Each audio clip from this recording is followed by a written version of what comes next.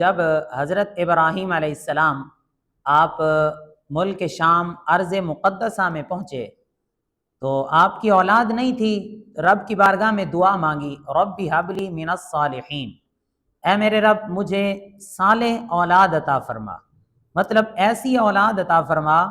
جو دین کے کاموں میں میری مدد کرے، دین کے کاموں میں میری معاونت کرے۔ اللہ تبارک و تعالی نے قرآن پاک میں ارشاد فرمایا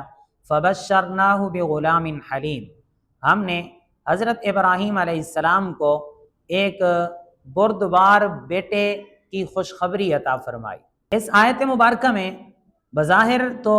اولاد کی خوشخبری دی گئی، لیکن اس آیت مبارکہ میں 3 چیزوں کا ذکر ہے۔ ایک یہ کہ اولاد ہوگی،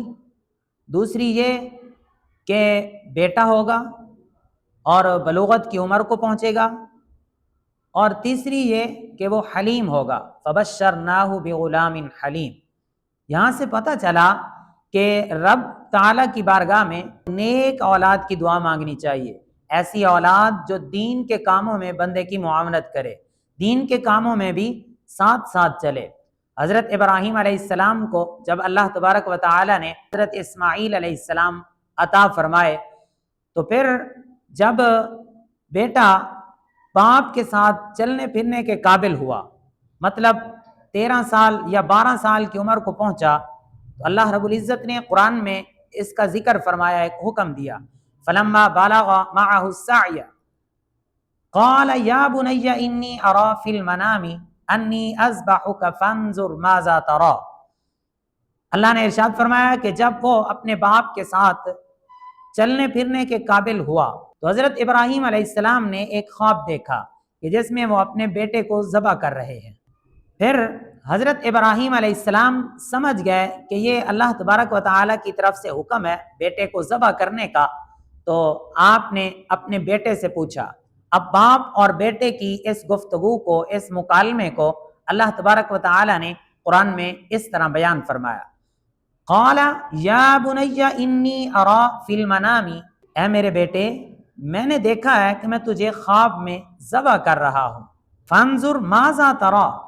اب تو بتا تیری رائے کیا ہے۔ حضرت ابراہیم علیہ السلام نے حکم نہیں دیا بلکہ ایک سوال پوچھا ہے کہ بتا تیری رائے کیا ہے۔ آگے حضرت اسماعیل علیہ السلام نے جواب دیا، قال یا ابت افعل ما تؤمر، اے میرے پیارے ابا جان آپ کر دیجئے جو آپ کو حکم دیا گیا ہے۔ مطلب حضرت اسماعیل علیہ السلام بھی جانتے تھے کہ اللہ کے نبیوں کو جو خواب آتے ہیں وہ خواب بھی سچے ہوتے ہیں، وہی الہی ہوا کرتے ہیں۔ عرض کی ابا جان آپ کو جو حکم دیا گیا ہے آپ کر دیجئے، ستجدنی انشاءاللہ من الصابرین، اگر اللہ نے چاہا تو آپ مجھے صبر کرنے والوں میں سے پائیں گے۔ حضرت ابراہیم علیہ السلام اس امتحان میں کامیابی کے لیے اپنے بیٹے کو لے کر آپ چل پڑے ذبح کرنے کے لیے۔ پیچھے شیطان کو ایک بات سوجی، اس نے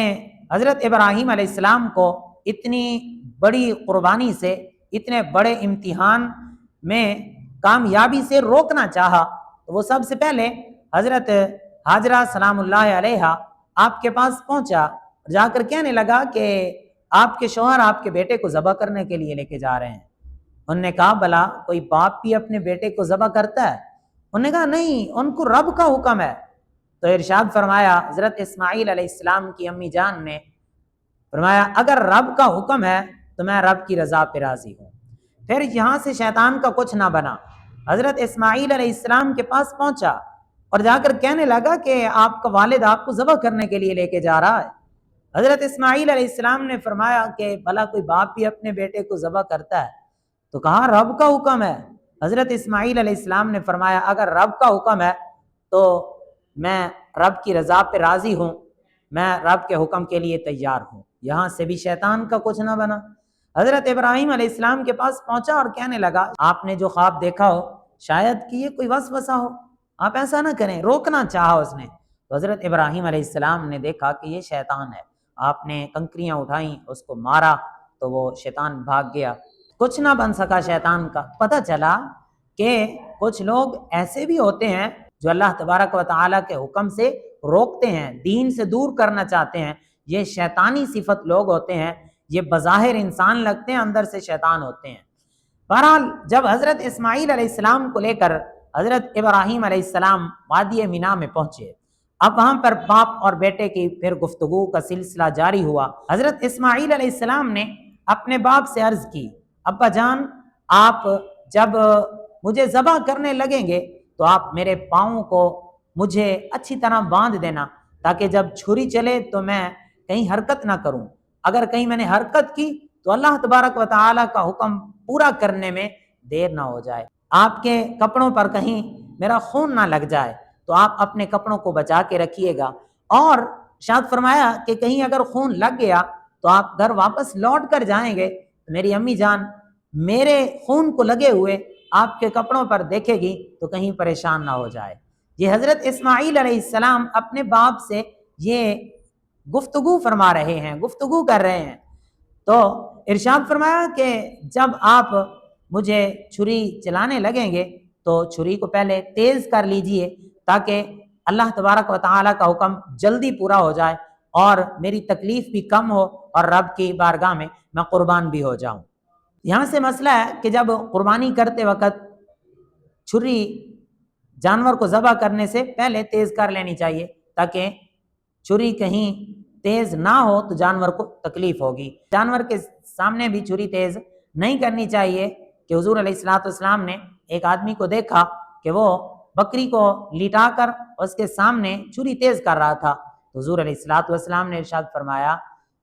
کہ تو اس کو مارنے سے پہلے ہی کئی موتیں مارنا چاہتا ہے، مطلب کہ پہلے تکلیف نہیں دینی چاہیے، چھری تیز پہلے کر لینی چاہیے، تاکہ جانور کا گلا کاٹنے میں دیر نہ لگے اور اس کو زیادہ تکلیف نہ ہو۔ حضرت ابراہیم علیہ السلام نے اپنے بیٹے کو لٹا دیا۔ اللہ تعالیٰ نے قرآن میں ارشاد فرمایا فلما اسلم وتلہ للجبین،